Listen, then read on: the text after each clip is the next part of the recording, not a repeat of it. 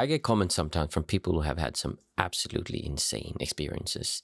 And the best thing is sometimes they're able to describe in vivid details what it really feels like to go through these non-centric or non-dual experiences, which for most people seems like a fairy tale, and many people dream of having one. But it also doesn't always turn out the way you expect it to. For the person who wrote this comment that I'll be reading to you guys now, he actually had a really negative effect from that one. And I'll read the last part of the comments we'd read. It's been a sort of hell, much like being chained in front of the entrance to the Garden of Eden. So what I'd like to do is I'd like to go through, with the help of this comment, and explain what it actually feels like to go through a non-centric or non-dual experience. And then what this thing called silence or emptiness that so many people describe has to do with non-centricness. Later we'll also go through the problem this man has with the negative consequences that can come for some people after they have an experience like this. And I've seen this so many times, people who come to retreats and are actually kind of messed up because they had a fantastic experience. And finally, I'll go through what I think is the best way to approach this. And I disagree with a lot of what's being said in the non-dual or the spiritual circus here on internet or on YouTube nowadays. So I get into it now and start with reading his comment, which is an incredibly detailed explanation of the event he went through. The comment reads, "The veil suddenly dropped unexpectedly 2 years ago while out tree planting in the forest. Suddenly every blade of grass was significant, every little insect, the scent of tree sap and earth so rich, the heat of the sun upon the skin and every brush of air upon the skin intensely felt, the sky a brilliant blue. Since then, it's like a perpetual psychedelic experience. I could easily sit for hours just in wonder at a reflection in a car mirror or a shadow moving on a wall. There's a deep sense of emptiness and silence underlying it all. But an intense dark night of the soul ensued as I was 53, and it felt like waking up out of a coma of 40 years and that I wasted my life. I would have lived completely differently if I had not been so asleep in my thoughts and daydream and compulsive desires. I have so many samskaras and traumas to clean up, and it's been a sort of hell, much like being chained in front of the entrance to the Garden of Eden." I think this is a beautiful comment, and I love it when people write like this, because he's really shared, for those of you who don't know what it's like to experience one of these experiences, what it can be like. And to begin with, I like to go in and use this example to describe what it feels like. Now, when we say what it feels like, what we actually do many times is we describe how we experience it, because the feeling is actually peacefulness, it's calmness. There's not much feeling to it. We are kind of from birth habituated to the idea that we should feel more, this intenseness. We want to, when we fall in love, it's not the way that love actually is after a while, where it's, if you find someone you really love, there's a lot of peace. There can be excitement and stuff, but there's a lot of peace and appreciation. But what we want from love many times, especially when we're younger, is this like intensiveness and really, wow, this is amazing. And with a non-centric experience or non-dual experience, it's not like that. It's actually a very peaceful experience. Like inside, you don't feel much. There's a sense of appreciation and beauty in the whole world and everything you see from all your senses.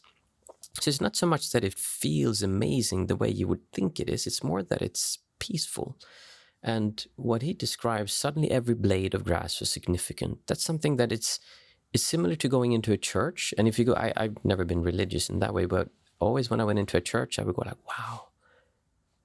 And you could feel the silence, the peacefulness in there. And that's very similar to what it is, even though it's a stronger sense when you actually go into a non-centric experience.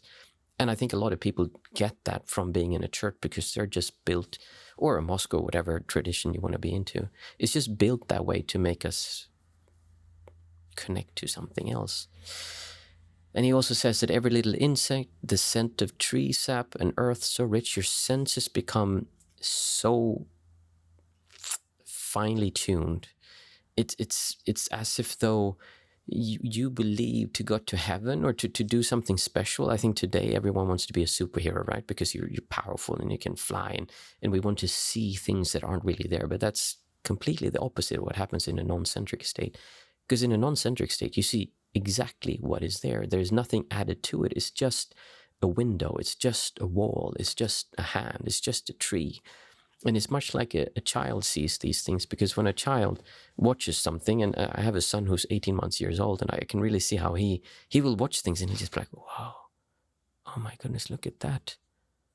Oh, it's actually poop. That's amazing. And he just looks at it because he doesn't get, oh, poop, yeah, yucky, I don't want to have that. No, he just sees something, and everything is inherently beautiful and something that you can appreciate. And there is the senses of smell, of hearing, of seeing and tasting. All of those senses kind of, it feels like, just like he's describing, everything, the heat on of the sun upon the skin, and every brush of air upon the skin intensely felt. It really is like that. It feels like those small things that you wouldn't even think about otherwise, just all of a sudden feel like, whoa, this is incredible. Someone's touching my skin, and this will be more enjoyable than pretty much anything you've ever felt in one of these states. But it won't be, wow, that's amazing. It will just be peacefulness, and you won't be interpreting. And I say that carefully, because when I say interpreting, people think of the mind, and that's not really the thing, because even though there is an interpretation, the real problem is this distortion, like I call it, the tension that comes. I'm here, this is the thing I'm looking at, and you create a separation, or a sensation of separation. And the nice thing is that he didn't have any interpretations or explanations of his experiences. He didn't say, oh, I felt like I was at one with everything. All you feel is you don't feel any separation, but that doesn't mean you are everything. If, in fact, you feel like you are nothing. So it's not like you feel as if though you're a big thing experiencing everything. It's more that there is nothing experiencing anything. There's just experience without the sensation of anyone experiencing anything. And that just doesn't make any sense until you actually experience it. But I think that's a much better explanation and more helpful explanation than saying that you are one with all. Because if you say that, then you still expect that you're supposed to feel some kind of unity with something, or something larger than you, which is not what it is. If anything, it's just that this reality by itself is incredible to experience without any augmentations or anything special. It's just that we have all these layers that we put on top that we distort towards us, so we can't really feel reality as it is. This brings us nicely into the second point that I wanted to bring up, which is this sense of silence, of peacefulness that everyone experiences in one of these states. And people then think it's because it's so quiet around them, because there's no magnetic fields or there's no bad energies. That's not what it is. The way that this is experienced is, again, he describes it so well. He writes, since then, it's like a perpetual psychedelic experience. I could easily sit for hours just in wonder at a reflection in a car mirror, or a shadow moving on a wall. There's a deep sense of emptiness and silence underlying it all. I think this is beautiful. This is, for someone who's experienced, it's kind of like poetry, because what he says is that he just observes what is, and there is this feeling of calmness. If you would, right in this moment, sit down and you'd watch like this pen, like we take this pen, and you watch this pen, you would look at it, and you would feel, it's not that you might think and you can stop thinking, but that doesn't matter. I'll show it here. It's just a cheap pen. So you would feel a sensation of, oh, this is a cheap pen. It's kind of plastic, you know? It's cheap. And you have a feeling towards cheapness. It sounds strange, but you have a distortion towards it. This feels different that if someone, and this is why when you sell something, if you give it, oh, here you go, here's the pen. Or if you go, here you go, here's the pen. Oh, take it careful. If I do that, you have a different feeling towards objects that's being presented to you. This is part of like marketing when you sell things.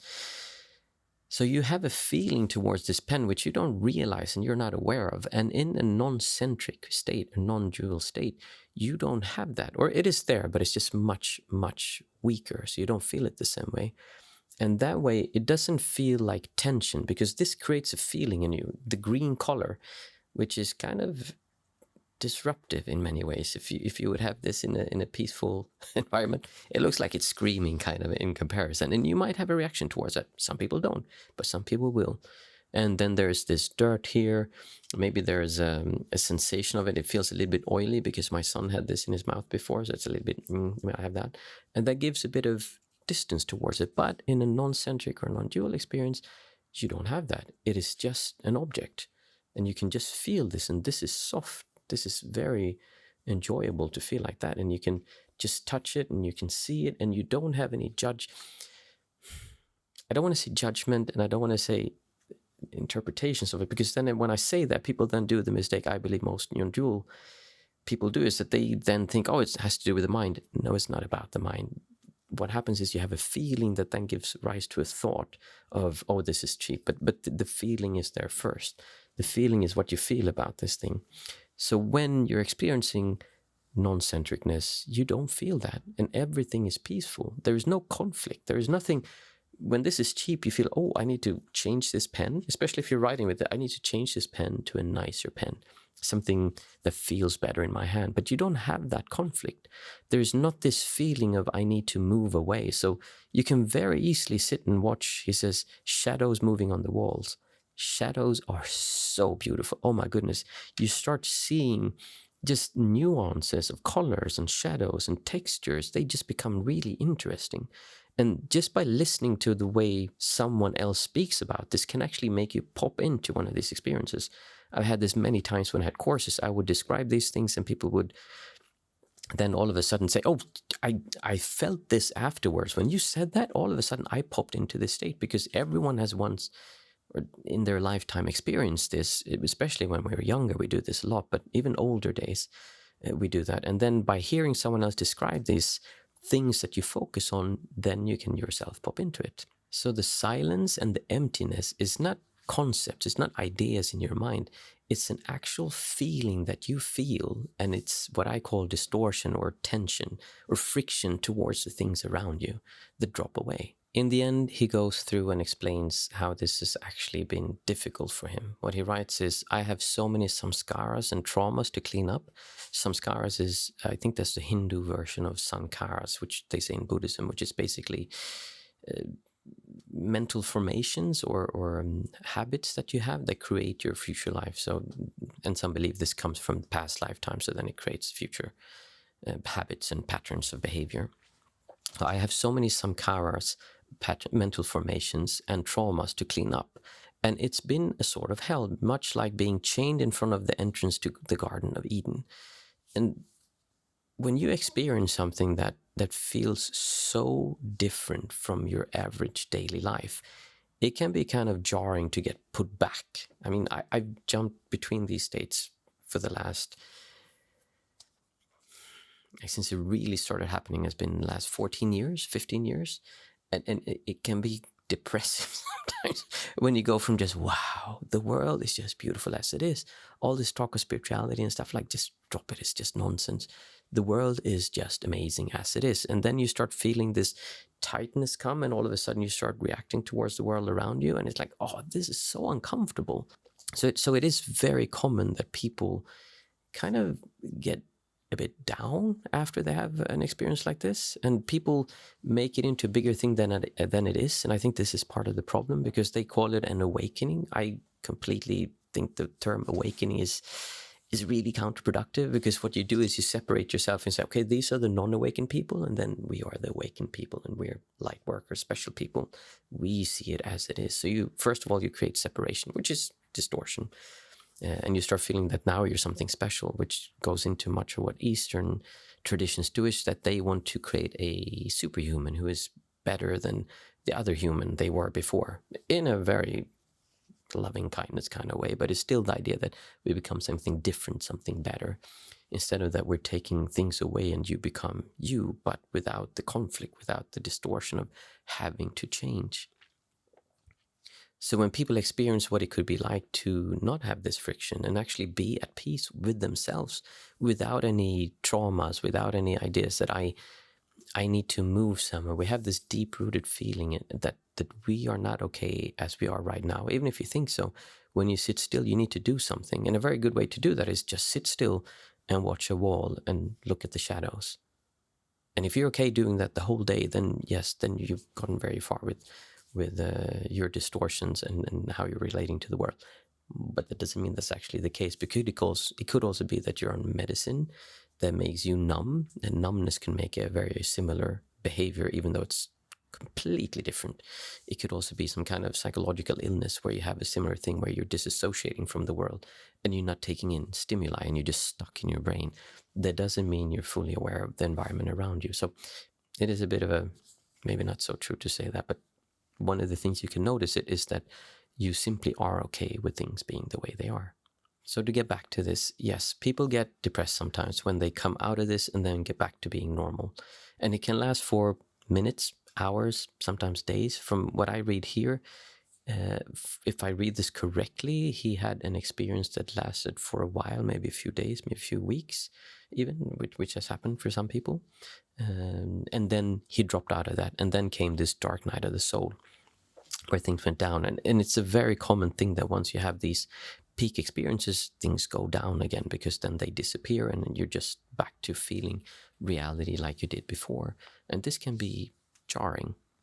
The way to avoid this, in my opinion, is that first of all, realize that you don't need to make this into a big experience. It was an incredible experience, but it's the same as if the first time you made love to someone and you then go around and you hold on to that moment for the rest of your life. Oh, the first time was so amazing. And you just think about that and you keep judging everything else from that. It's just an experience and it's past.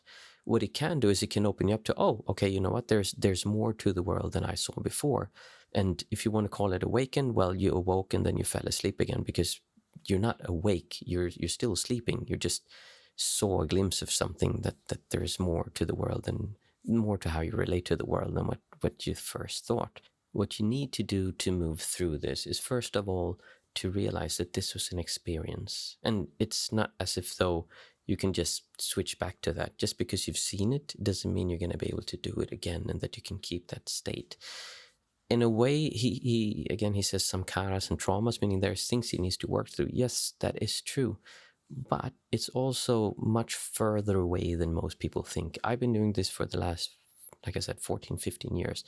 And I've had so many times when it just felt like everything was gone. I'd worked through all these things and I'd had all these distortion, the big things that came up in life. And I worked through it and it's gone.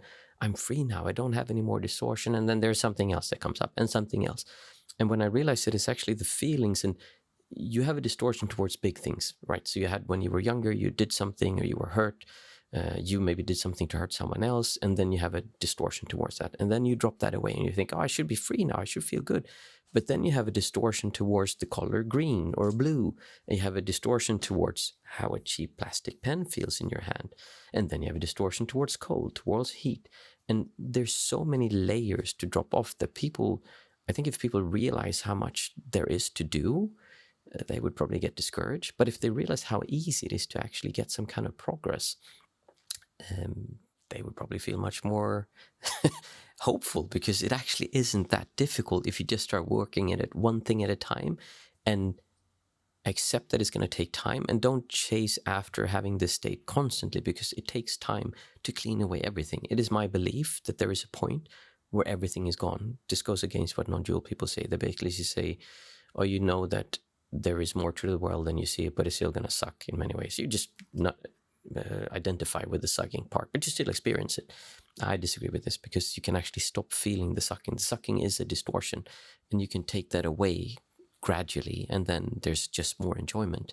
The way you do this is by trying to enjoy and appreciate the moment as it is, what is around you. So when you feel a pen like this, instead of saying, oh, this is a nice pen, I really like this pen, and feel gratitude and try to tense, you just feel it and you try to look for that distortion you have. A pen is maybe difficult, but it's very easy to do with a a cold shower. When you stand in the shower and you can feel, okay, there's going to be, so you take a shower and just before you get out, you put your hand on the hot and cold lever and you prepare to turn it all the way to the cold. And you just feel like that distortion that comes, and just stand there and feel that and don't do anything. So you just experience the distortion and you work through it and you let go of it. And then when you figure out what distortion is, then you can start with something a bit more fine, like a pen or a partner or a situation or your kid leaving their socks everywhere in the room, or being woken up by your kids in the morning.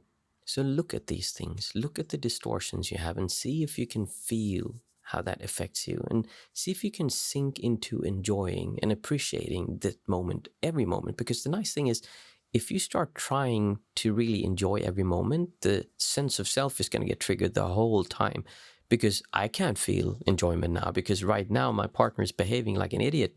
How can I enjoy this moment? They're being idiots. I shouldn't be happy now.